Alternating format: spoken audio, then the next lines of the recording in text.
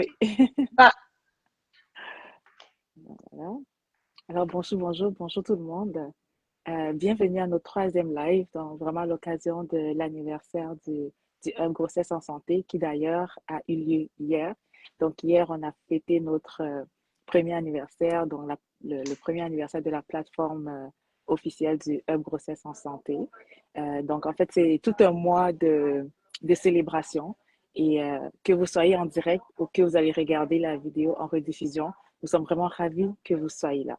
Donc, depuis le début de la semaine, on parle de santé mentale dans nos contenus. Et aujourd'hui, spécifiquement, durant notre live, on va également parler de la santé mentale, surtout de la dépression, l'anxiété et le stress. En fait, au Québec, c'est une personne sur 5 qui vit avec un problème de santé mentale en grossesse. Pourtant, ça reste toujours un sujet difficile à aborder. Et aujourd'hui, nous sommes très chanceux, très honorés d'avoir notre experte. Avant de lui passer la parole, je vais me présenter. Donc, mon nom, c'est Vanina Tuente. Je suis épidémiologiste au centre de recherche du CHU de Sainte-Justine dans les médicaments et la grossesse. Et aujourd'hui, nous avons Madame Valérie Sanson qui va se présenter. oui, bonjour, je m'appelle Valérie Sanson, je suis infirmière, mais à Sainte-Justine, je suis conseillère cadre en santé mentale périnatale. Ce que ça veut dire concrètement, c'est que je travaille à améliorer les soins en santé mentale à Sainte-Justine par différents projets de recherche, différentes nouvelles trajectoires. Puis, je suis également en soutien au réseau pour aider les professionnels dans d'autres centres. Voilà, comme je vous ai dit, vraiment, on a cet honneur de l'avoir parce que elle s'y connaît, c'est son domaine de recherche, c'est son domaine en général. Puis aujourd'hui, vraiment, elle est avec nous pour répondre aux questions qu'on nous a posées pendant plusieurs semaines, mais également pour répondre à vos questions que vous allez mettre en commentaire. Alors, avant de commencer, Valérie, moi, j'aimerais te poser ma première question. Donc, peux-tu nous expliquer concrètement c'est quand on dit prendre soin de sa santé mentale pendant la grossesse, qu'est-ce que ça veut dire? Et est-ce que c'est autant important que la santé physique? C'est une première très bonne question. Effectivement, c'est tout aussi important de prendre soin de sa santé mentale que de sa santé physique, d'autant plus pendant la grossesse. Ce qu'on sait, c'est que le bien-être de maman, donc sa santé psychologique, comment elle se sent, ses émotions, les défis qu'elle peut traverser, ça peut influencer le cours de la grossesse. Ça peut faire en sorte que ça peut être plus difficile par moment. Donc, par prendre soin de son bien-être, ça veut dire prendre soin de soi. Ça veut dire prendre soin de sa santé psychologique, ça veut dire avoir du soutien autour de soi, trouver des stratégies pour se sentir bien, pour se mettre à l'horaire. On sait que pendant la grossesse, il y a beaucoup d'attention qui est centrée sur le développement du bébé puis le développement de la grossesse. C'est tout à fait normal, mais c'est tout aussi important de prendre soin de soi comme parent pour encore mieux prendre soin de son bébé. Ah, ok, super. Donc, une question qu'on a reçue de notre communauté, c'est comment savoir si ce que je vis est normal ou si c'est un trouble de santé mentale, surtout pendant ma grossesse? Ben, en fait, pendant la grossesse, c'est sûr que ça nous rend une période dans plus grande vulnérabilité. Il y a une chose, en fait, c'est que souvent, pendant la grossesse, on a comme la pression sociale que tout doit être parfait, on est bien, on est en contrôle, on est lumineuse, on aime ça, mais c'est pas nécessairement vrai pour tout le monde. Puis il y a plus de femmes qu'on pense qui ont des difficultés émotives, psychologiques pendant la grossesse, puis il y a plein de raisons pour ça. Mais en fait, à quel moment est-ce que ça devient un enjeu? C'est souvent quand les symptômes sont très présents, qui nous empêchent de fonctionner, que les idées sont omniprésentes, qu'on a beaucoup de stress, on se sent irritable, par exemple, qu'on est très fatigué. Il y a des symptômes qui sont normaux en grossesse, d'être fatigué, de moins bien dormir, mais quand il y a des idées qui s'installent et sont récurrentes, bien là, en fait, c'est l'idée d'aller consulter pour voir si c'est effectivement dans la normalité de tous ces chamboulements-là au point de vue physique, mais aussi psychologique, mais puis ouvre de voir s'il y a quelque chose d'autre qui est derrière tout ça, pour lequel plus on agit en amont, plus on agit rapidement, plus on trouve des stratégies pour aller mieux. Donc, pour faire une réponse courte, il y a plein de choses qui sont normales pendant la grossesse au point de vue émotif, mais quand on voit que ça s'installe puis ça perdure dans le temps, ça vaut la peine d'aller consulter. Ok, parfait. Avant de continuer, là, je vois qu'il y a des questions dans les commentaires. Je suis enceinte, comment reconnaître les premiers signes que quelque chose ne va pas?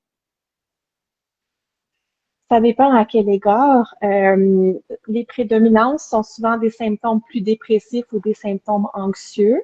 Donc, encore une fois, si on voit que les symptômes s'installent, que j'ai de la difficulté à fonctionner, que mes idées, mon anxiété prend beaucoup de place, que c'est des idées récurrentes, même un peu obsessives, par exemple, en anxiété, ce qu'on voit souvent, c'est des craintes un peu irrationnelles, des grandes craintes par rapport c'est normal d'avoir des craintes quand on devient parent puis on est enceinte, mais quand ça prend vraiment toute la place dans notre tête, ça nous empêche de faire nos tâches quotidiennes, ça nous empêche de dormir, ça nous donne moins le goût de manger, ça nous donne moins envie de voir les gens qu'on aime, de faire les activités qu'on aime normalement. Donc, si on est rendu à ce niveau-là, ben, je pense que ça vaut la peine d'aller explorer s'il y a autre chose en arrière de ça. Mais tous ces changements-là, devenir parent, hein, c'est pas juste de mettre au monde un enfant, c'est tout aussi la transformation de ce nouveau rôle-là. C'est de s'approprier une nouvelle identité, puis ça se fait pas du jour au lendemain. Donc, il y a beaucoup de changements au niveau psychologique, puis qui peuvent aussi, entre autres avec les hormones, faire en sorte que maman est plus vulnérable, plus fragile au point de vue émotif, puis les émotions sont plus grandes. Ça, c'est normal. Mais quand ces émotions-là prennent toute la place, là, c'est peut-être un moment d'aller vérifier, tout simplement. Puis d'aller demander de l'aide, d'aller questionner, d'en parler avec son professionnel de la santé, à une infirmière, à son médecin, sage-femme. C'est pas du tout un geste de faiblesse, bien au contraire, c'est prendre soin de soi. Vous le feriez pour prendre soin de votre grossesse si vous avez, par exemple, des contractions ou des questionnements par rapport à la grossesse. Mais prendre soin de sa santé mentale, c'est tout aussi pertinent, puis c'est tout aussi nécessaire. Super, merci Valérie. Une autre question. Euh, Est-ce que ce que je ressens peut être lié aux hormones ou est-ce que c'est dans ma tête? Ben, les hormones, ils ont le dos large, mais à raison, hein, parce qu'il y a beaucoup, beaucoup de changements hormonaux pendant la grossesse, en fait. Juste à titre d'exemple, il y a deux hormones qui sont très présentes et qui soutiennent la grossesse, c'est les estrogènes et la progestérone. Et les estrogènes sont 100 fois plus élevés en grossesse qu'en taux pré-grossesse ou quand on n'est pas enceinte. Donc, tout ça, en fait, ce qu'on sait, c'est que les récepteurs de ces hormones-là sont très près des récepteurs, peuvent influencer les récepteurs qui sont en lien avec l'humeur.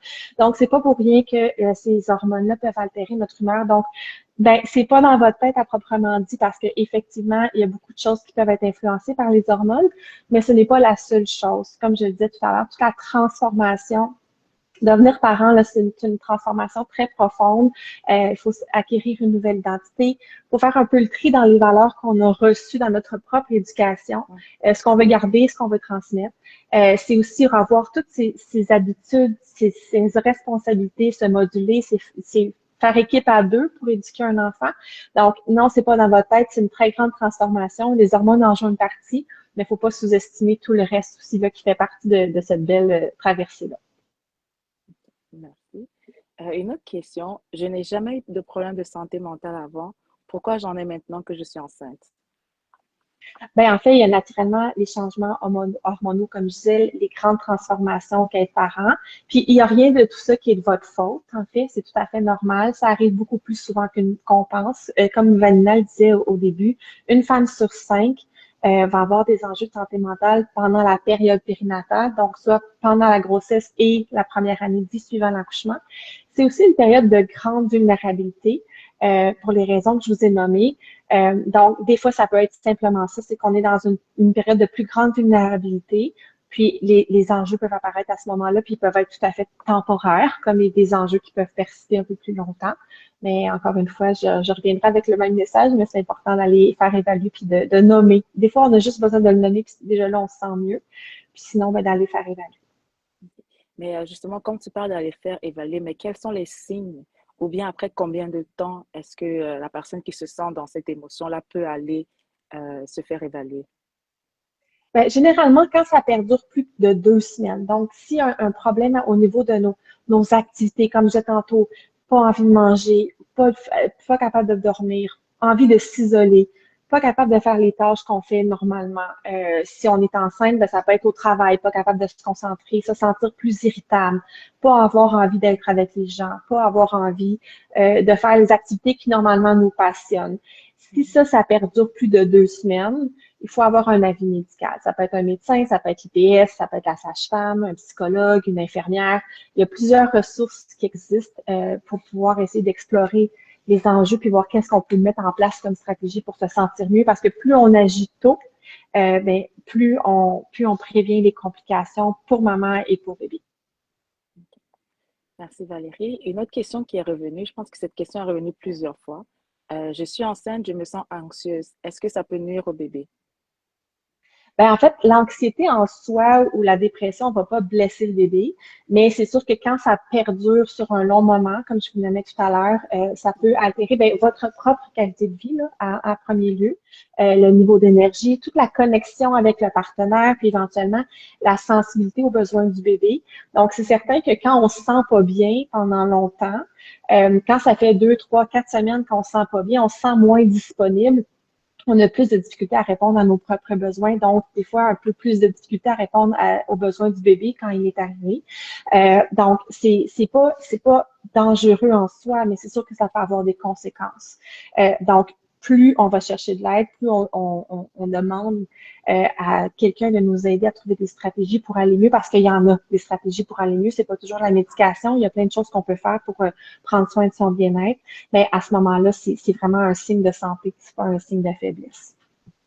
Super. Là, je suis très contente parce qu'on a une question d'un partenaire dans les commentaires.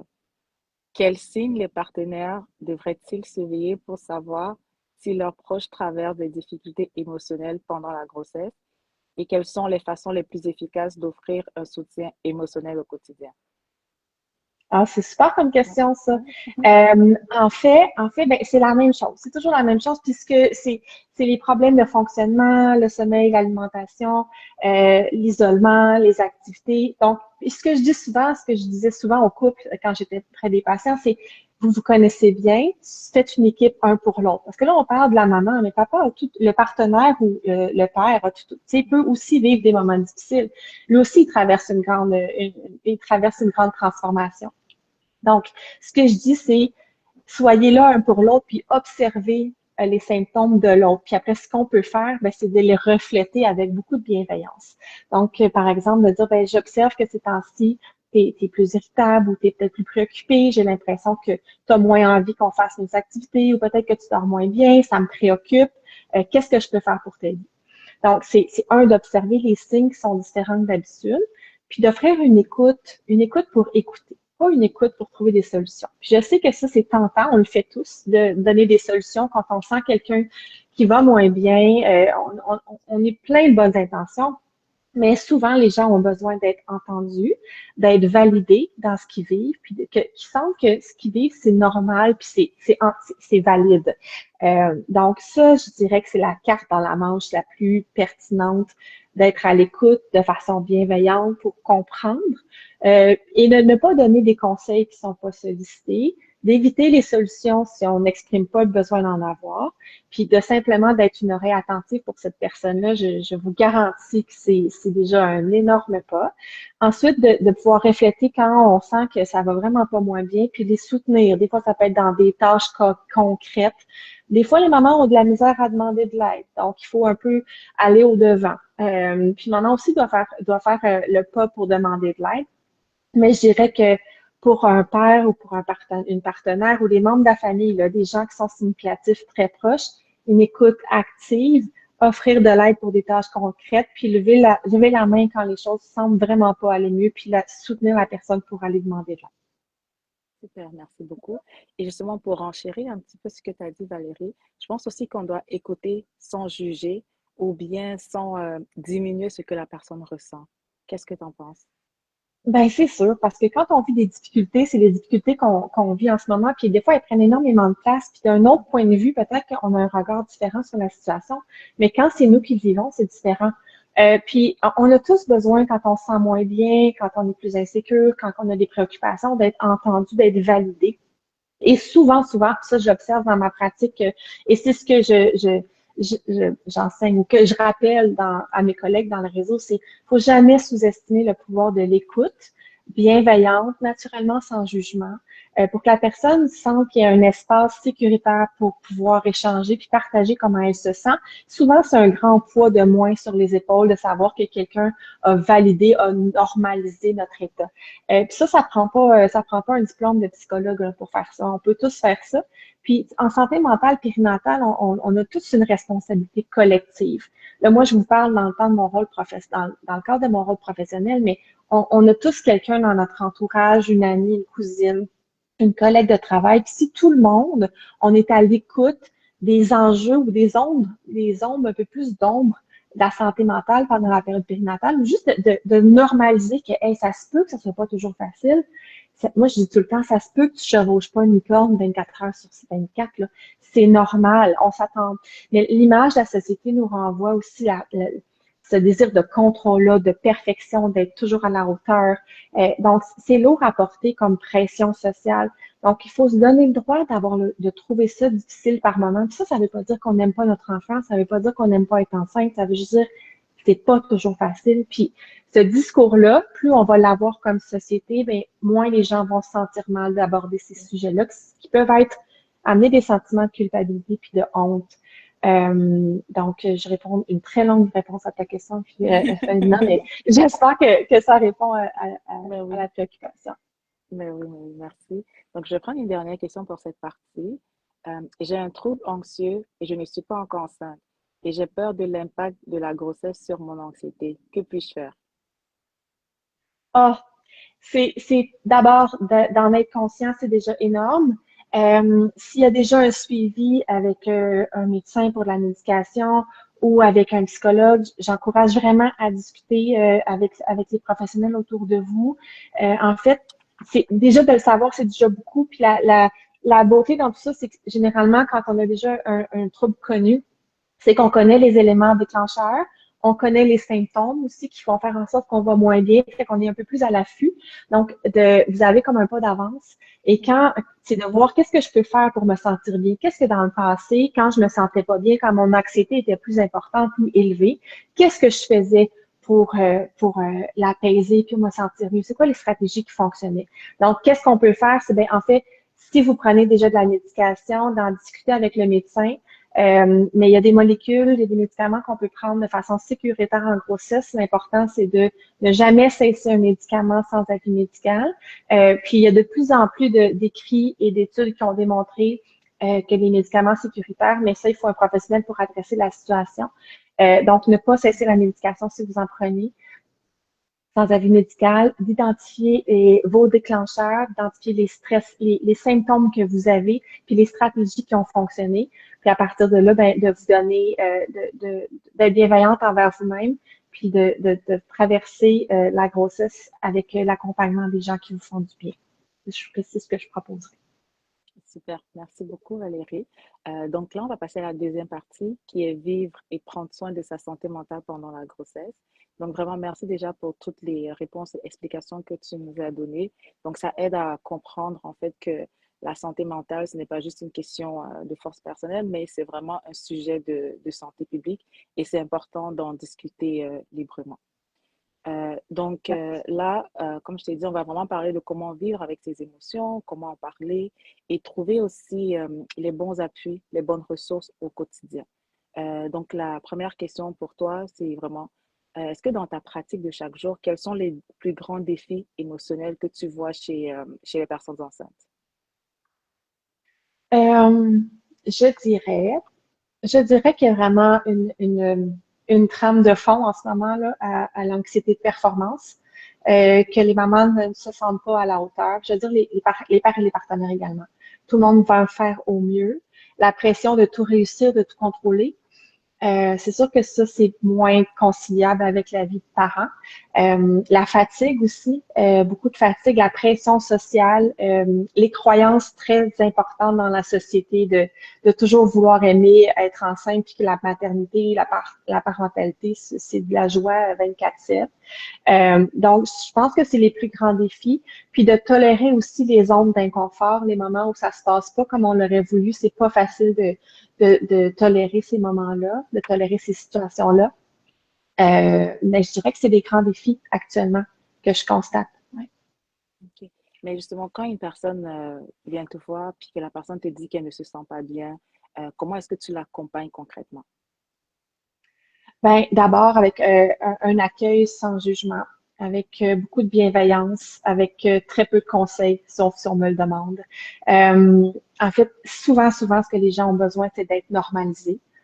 Ça fait vraiment des miracles. C'est vraiment très puissant. L'écoute et la normalisation. Aussi, ben, en fait, c'est de voir l'entourage des gens, leur réseau de soutien, puis de pouvoir les aider à trouver des ressources qui répondent à leurs besoins. Donc, il y a des organismes communautaires qui offrent des services extraordinaires. Des fois, c'est de référer les gens vers les organismes communautaires, des lignes, des groupes de soutien sur la parentalité. Il y a plein de ressources là, qui sont très sous-utilisées dans le réseau. En première ligne aussi par les CLSC, là, il y a plein de trucs qu'on peut trouver. Donc, en gros, c'est plus concret. L'écoute, la référence, puis aussi les aider à tracer la ligne quand c'est le temps d'aller consulter un médecin ou d'adresser la santé psychologique là, plus spécifiquement. Ok. Bon, là, je vais prendre quelques questions parce que je vois qu'on en a beaucoup dans le chat. Pouvez-vous parler de la prise d'antidépresseurs pendant la grossesse? Y a-t-il des risques? Ben, comme n'importe quel médicament, il y a jamais de risque zéro. De par mon champ professionnel, je ne peux pas recommander ou aller vraiment très loin dans ces éléments par rapport à la médication. Toutefois, en grossesse et en santé mentale, ce qu'il faut considérer, c'est que oui, il y a des risques à prendre de la médication, puis il y a une panoplie de médicaments qui ont été bien étudiés, qui sont sécuritaires pour la grossesse. Mais il y a aussi des risques à ne pas prendre de médication si on a des problèmes soutenus ou des enjeux plus importants de santé mentale. Donc, il y a pas de risque zéro d'un côté ou de l'autre. Mais il y a plusieurs molécules qui sont bien étudiées, qui sont sécuritaires. Donc, encore une fois, il faut jamais cesser de la médication sans avis médical. Il y a des façons de procéder. Des fois, il peut être nécessaire de changer de molécule si on en prend une, puis on devra changer vers une autre. Mais de manière générale, souvent, quand le médicament qu'on prend qui est adapté à la grossesse, qui est sécuritaire, on va généralement proposer de le soutenir, de le maintenir pendant la grossesse pour, euh, pour éviter, en fait, tous les complications possibles qu'ils peuvent avoir sur la grossesse et le bébé d'une personne qui a des problèmes mais qui n'est pas traitée. Mais pour ça, faut vraiment en discuter avec pharmacien, infirmière praticienne spécialisée ou avec un médecin. Super. Donc là, j'ai plus un commentaire qu'une question. Je veux en parler, mais j'ai peur de ne pas être prise au sérieux. Mm. Oui, c'est vrai, hein. Puis de par le fait qu'on a une pression un peu de société d'adorer la grossesse puis d'aimer tous les volets de cette nouvelle vie-là, on peut être gêné, on peut avoir peur de ne pas être pris au sérieux, on peut ressentir de la honte. Il y a des mamans aussi qui vont avoir peur d'être jugées. Il y a même des gens qui ont peur si elles nomment qu'elles ne vont pas bien, au point de vue émotionnel, psychologique, qu'on leur retire leur bébé ou du moins qu'on fasse un déclarement à la direction de la protection de la jeunesse. Ça, c'est ce qu'on entend le plus souvent. Puis toutes ces émotions-là sont très valides, puis c'est normal que vous vous sentez comme ça. Il faut savoir que on a de plus en plus une sensibilité aux enjeux de santé mentale en général, euh, encore en santé mentale périnatale. Il y a des phrases que vous pouvez utiliser pour aborder la situation. Vous pouvez dire, je me sens pas bien ces temps-ci, je trouve ça difficile, je me reconnais pas. C'est des phrases qu'on peut utiliser pour aborder si on est moins à l'aise. Dans certains centres, dans certains lieux de suivi de grossesse, ils vont poser littéralement comment va votre humeur. Donc, si ça va moins bien, il faut saisir l'occasion. D'être accompagné par quelqu'un en qui on a confiance, que ce soit le partenaire, le futur papa, ou ça peut être une amie, une personne de la famille. Puis se rappeler aussi que d'être prise au sérieux puis de parler de sa santé mentale, c'est un droit que vous avez. Donc, je suis assez confiante que la réception va être bonne là, de la part des professionnels, mais c'est vraiment important de pouvoir le faire. Justement, pour rebondir à cette question, est-ce qu'il y a des ressources concrètes qu'on peut utiliser? Des personnes ou des ressources Non, des ressources concrètes que la personne qui est par exemple venue vous dire qu'elle se sent pas bien, est-ce qu'il y a des ressources concrètes que vous pouvez proposer pour qu'elle utilise? Ben, en fait, avant d'aller vraiment pas bien, il y a des outils qui sont disponibles. Je vous parlerai entre autres du programme Toi, moi, bébé. Donc, toi-moi-bébé.ca. C'est un outil numérique en santé mentale périnatale. On a développé ce contenu-là pour prévenir la dépression postpartum, mais ça s'adresse aussi à tous les parents qui veulent prendre soin de leur bien-être. Donc, c'est basé sur des stratégies de thérapie cognitivo-comportementale qui sont axées beaucoup sur la bienveillance, l'autocompassion, la gratitude, la relaxation, la pleine conscience. Donc, c'est un contenu en ligne qu'on peut consulter. Il y a différents modules, puis ça va nous aider à faire un peu le lien entre nos émotions, nos pensées, comment trouver des activités agréables pour prendre soin de soi, comment bien communiquer nos besoins, comment bien communiquer dans notre couple. Il y a aussi des contenus sur le stress, sur la méditation, sur la pleine conscience. Donc, c'est gratuit, c'est disponible en français et en anglais. Il y a un projet de recherche qui a été fait sur l'efficacité de l'intervention, puis ça a été démontré efficace pour prévenir la dépression postpartum. Mais ça s'adresse tout autant aux gens qui ont des enjeux d'anxiété, qui a été diagnostiqué ou pas. Donc, je vous encourage vraiment à aller faire un tour sur le site. Vous avez qu'à vous créer un compte, puis vous faites le contenu à votre vitesse. Et prochainement, il va être disponible aussi en contenu audio. Fait que ça peut être ça va être plus facile des fois de l'écouter au lieu de le lire, mais sinon, vous y avez accès sur l'appareil mobile de votre choix. Donc, ça, c'est une ressource qui est qu'on a lancée, qui est disponible partout au Québec. Sinon, ben, il y a beaucoup de ressources dans les centres communautaires aussi, différents programmes de prévention, puis différents professionnels qui peuvent aider en santé mentale. Super. Justement, je vois un commentaire ici qui dit bel outil en ligne, toi-moi-bébé.ca. Ça va avec ce que tu viens de dire, Valérie. Puis j'ajouterais Exact. également qu'il y a comme ressource aussi, vous avez le Hub Grossesse en santé, en fait, qui vous partage aussi des fiches ressources, que ce soit pour la santé mentale, mais également pour les antidépresseurs. Et justement, il y a aussi des liens avec toi, moi, bébé, dans le Hub Grossesse en santé. Je vais passer à une autre question. J'ai déjà un épisode dépressif avant. Maintenant que je suis enceinte, comment me préparer? Je pense que Euh, oui, en fait, donc c'est quelqu'un qui a déjà eu un trouble dépressif dans une grossesse précédente? ouais, c'est ça. Je pense que c'est un peu parce que la question avant, c'était l'anxiété, mais là, c'est la dépression. OK. Ben, c'est un peu les mêmes conseils, en fait. Mhm. C'est sûr que quand on a déjà eu une dépression dans le passé, que ce soit en période périnatale, une dépression postpartum ou avant qu'on ait des enfants, une dépression dans un autre contexte, euh, c'est certain qu'on a un peu plus de risques d'en avoir une deuxième fois. Mais le gros avantage, c'est qu'on se connaît mieux, puis on connaît, comme je disais tantôt, les symptômes qui font qu'on va moins bien, puis les déclencheurs.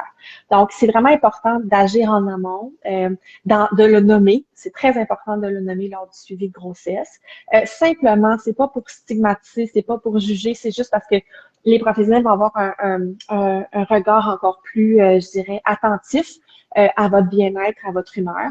Donc, il n'y a pas de honte à en avoir, ça fait partie de votre histoire. Puis, il y a plein de choses qu'on peut faire pour améliorer la prise en charge. Toi, mon bébé serait vraiment, vraiment tout à fait indiqué dans ce cas-là. Ben, s'assurer qu'on est bien soutenu, avoir des gens autour de nous qui répondent à nos différents besoins, tant les besoins concrets, par exemple, d'aller chercher le plus vieux à l'épicerie, d'aller chercher le plus vieux à la garderie, Regardez. d'aller faire l'épicerie, faire le ménage, des trucs comme ça. Les autres responsabilités, mais aussi des gens autour de nous qui peuvent nous soutenir puis nous écouter de façon bienveillante. Donc, il y a plein de petites choses qu'on peut mettre en place pour éviter que ça se reproduise, mais quand on est passé par là, souvent, on est plus à l'affût encore des signes et symptômes, puis on agit un peu plus de façon préventive. C'est vraiment ça la clé. Super. Une autre question est que c'est par prestation de soins, sache où chercher l'information spécialisée sur les médicaments en contexte de grossesse et d'allaitement pour obtenir l'information objective, complète et à jour pour une décision éclairée. Donc ça, c'est plus un Hey, commentaire qu'une question, en fait. Ouais, ça, parfait. c'est vrai, là, c'est important d'aller chercher l'information spécialisée, exactement. Oui, parce qu'il y a beaucoup de choses qui circulent sur les réseaux sociaux, entre autres. Mhm. Je sais pas si Vanina t'a déjà entendu, puis les gens qui sont à l'écoute des momfluenceuses. Donc, un concept d'influenceurs nouvelles mères qui vont aller faire la promotion de produits, des fois sur leurs réseaux sociaux, mais des fois, ils vont aller un peu plus loin avec des conseils en santé physique ou mentale. Donc, faut toujours garder un œil un peu critique parce que je dis pas que les gens sont mal intentionnés, mais c'est pas tout le monde qui possède les connaissances puis l'expérience pour pouvoir donner des conseils comme ça. Les réseaux sociaux ont plein de beaux côtés, mais il y a aussi un côté très sombre où est-ce on reflète une image très biaisée de la maternité, de la grossesse. On retouche toutes les images, on s'assure que tout est parfait. Ça fait en sorte que les mères se sentent souvent en décalage par rapport à ce qu'elles voient puis ce qu'elles vivent. Puis ça peut entraîner beaucoup de détresse. Donc, oui, pour les sources d'informations fiables, le mieux vivre qui est disponible en ligne et en papier est une excellente source d'information. Quand ça vient des autres professionnels ou des associations professionnelles aussi, puis par rapport aux réseaux sociaux, de garder un certain œil critique, puis valider les informations, là, parce qu'il peut y avoir malheureusement des fausses informations ou une espèce de pression de perfection là, dont les mamans ont vraiment pas besoin. Mais c'est ça, je suis tout à fait d'accord. Et je dis souvent aussi que vous validez les informations, mais il faut également valider les personnes qui donnent l'information. Ouais, Donc, c'est c'est toujours ce ça. que je dis, c'est pour ça que nous aussi, de notre côté, on essaie aussi de montrer notre présence, de donner notre background pour que les gens puissent valider exactement ce que nous sommes en train de dire et puissent venir vers nous vraiment en étant à l'aise à poser leurs questions. Parce qu'ils vont Exact. savoir qu'à la fin, il y aura des informations qui sont basées justement sur des données scientifiques. Super. Donc là, je vais prendre une dernière question. Euh, j'ai peur que mon état s'aggrave après l'accouchement. Comment me préparer au postpartum? Je dirais comment se préparer au postpartum, en fait, de se trouver son réseau de soutien. Le réseau de soutien, là, c'est une des meilleures molécules qu'on peut avoir pour prévenir la dépression, entre autres, postpartum ou l'aggravation de l'anxiété. Euh, D'être capable de demander de l'aide, de prévoir un peu comment on va s'organiser. Si on a des enjeux qui sont connus ou passés, ben, d'identifier nos symptômes, ça peut valoir la peine de les écrire. Puis, qu'est-ce qui, moi, fait en sorte que je vais pas bien? C'est quoi les signes quand je vais moins bien, par exemple? Je suis vraiment plus irritable, je pleure pour à peu près n'importe quoi, je me sens dépassée, j'ai la difficulté à dormir, j'ai moins faim, j'ai le goût de m'isoler. Puis après ça, qu'est-ce que je peux faire quand ces symptômes-là se présentent? Donc, c'est un peu de se faire une espèce de petit plan de sécurité, disons, Mhm. ou un petit plan d'adaptation, puis d'identifier aussi les gens. Sur le site de Toi ma bébé, le module 9, en fait, c'est comment est-ce que je me prépare à l'avenir avec le bébé. Puis il y a un document qu'on peut compléter, qui je contacte en cas de besoin, qui je contacte pour des besoins concrets, qui je contacte pour des besoins émotifs, c'est quoi les coordonnées de mon professionnel de la santé. Ça vaut la peine d'y réfléchir et de le garder pas loin pour la suite. Comme ça, quand arrive la situation, si ça arrive, qu'on se sent moins bien, on a déjà réfléchi un petit peu à ce qu'on peut faire pour aller mieux. Puis c'est toujours plus facile de l'avoir déjà réfléchi parce que quand on se sent pas bien, c'est pas nécessairement là qu'on on a toute la motivation pour s'activer puis à faire les démarches. Donc, je dirais ça. Préparer son petit cocon, se trouver des gens pour nous soutenir, identifier les symptômes qui fait qu'on va moins bien, ce qui fonctionne, en tout cas, fonctionné dans le passé pour se sentir mieux, puis la petite liste là, de gens qu'on peut contacter en cas de besoin. Super. Bon, je pensais que c'était la dernière question, mais là, je vois encore une autre question en direct, là. Je n'ai pas l'énergie pour aller chercher les ressources et faire les démarches. Y a-t-il des choses simples que je peux faire pour me sentir mieux? Euh, je dirais d'identifier ce qui vous fait du bien, puis de prendre des moments à tous les jours pour en faire un petit peu. Il y en a pour qui de prendre un moment pour lire un livre, faire une activité artistique, parler avec quelqu'un, prendre un bon café si vous pouvez, aller prendre une marche. Donc, il y a plein de trucs qu'on peut faire au quotidien pour prendre soin de soi. Puis ça n'a pas nécessairement besoin d'être beaucoup, mais sur une base régulière. Ça peut vraiment vous aider, mais je comprends que des fois, l'énergie n'est pas là. Peut-être avec le partenaire ou quelqu'un de près de vous, de voir comment cette personne-là peut vous aider à faire les démarches. Mais je sais que des fois, c'est pas facile de se mettre en action. Au bout des doigts, toamobébé.ca peut être une alternative intéressante parce que ça demande pas de contacter des gens. C'est disponible en tout temps sur votre téléphone, par exemple. Donc, mais je vous envoie bien du courage avec beaucoup de bienveillance. Puis, soyez douce envers vous-même parce qu'il y a des moments aussi que c'est plus difficile, puis c'est correct. c'est correct d'accepter ça puis de prendre un moment. Mais si ça va moins bien, il faut pouvoir trouver les ressources pour s'aider. Super. Merci beaucoup, Valérie. Donc là, on va clôturer. Mais avant de partir, on va te poser une dernière question. Donc, qu'est-ce que toi, tu recommandes à une personne enceinte pour préparer sa rencontre avec un professionnel de la santé? Euh, ben, de prendre un moment pour réfléchir à comment on se sent. Pas juste aujourd'hui, dans les derniers temps. Des fois, on manque un petit peu de recul. Donc, de demander à notre entourage comment tu me trouves ces temps-ci, me sens-tu plus impatiente? Est-ce que tu observes des changements? Je prendrai le temps de faire un petit portrait des derniers temps. Puis, si on peut aussi faire un petit calendrier d'une heure pour voir, avoir un certain recul, parce que des fois, c'est difficile au quotidien on a l'impression que tout va mal, mais quand on fait un petit calendrier, qu'à tous les jours, on note un peu comment on se sent, ben, on peut se rendre compte que ça va, mais, tu sais, c'est pas super, mais ça nous donne un portrait un peu plus, on prend un recul. Fait que ça peut être ça. Puis préparer nos questions d'avance, ça va être aidant aussi. Donc, puis tu sais, d'être bienveillante envers soi, de prendre soin de soi, ça fait aussi partie des manières de prendre soin de sa santé mentale. Mais d'aller chercher de l'aide, c'est vraiment un beau cadeau à vous offrir. Vous travaillez énormément fort pour faire grandir un bébé dans votre ventre puis l'accueillir dans les meilleures conditions possibles. Ben, il faut aussi prendre soin de vous. Super. Merci Valérie. C'est tellement précieux d'entendre ça parce que ce que tu partages, en fait, c'est également ce qu'on veut offrir à travers le Hub Grossesse en santé. Donc, vraiment des conseils fiables, mais aussi basés sur une parole humaine, une parole rassurante, une parole vraie. Donc, c'est tout ça qu'on offre à travers le Hub et nous sommes vraiment très, très fiers et honorés de t'avoir aujourd'hui avec nous pour nous répéter tous ces précieux conseils. Et pour tous ceux et celles qui nous regardent, le live va être en rediffusion, donc vous n'êtes pas seul. Nous sommes là pour vous. Si vous avez des questions, si vous avez des commentaires, si vous voulez juste nous écrire, vous pouvez toujours nous écrire sur nos différents réseaux sociaux.